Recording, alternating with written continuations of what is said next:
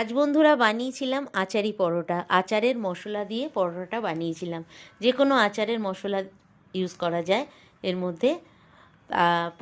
সবার প্রথমে আলু বড় করে একটা রুটি বানিয়ে নিয়ে ওর মধ্যে আচারের মশলাটা লাগিয়ে ভালো করে চারিদিকে, তারপরে 4 ফোল্ড করে হালকা হাতে পরোটাটা বেলে নিলাম।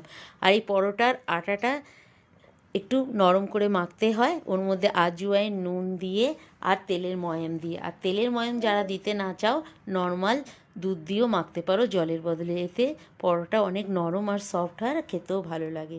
তারপরে দেখো পরোটাটা বেশ ভালো করে দুই পাশে ভালো করে ছেঁকে নিয়ে তারপরে হালকা হাতে তেল ব্রাশ করে গরম গরম 1 কাপ দুধের চা আর ধনেপাতার চাটনি দিয়ে পরোটাটা সার্ভ করলাম। কেমন লাগলো বন্ধুরা জানিও কিন্তু। আর ভালো লাগলে একটা লাইক, শেয়ার, কমেন্ট করো।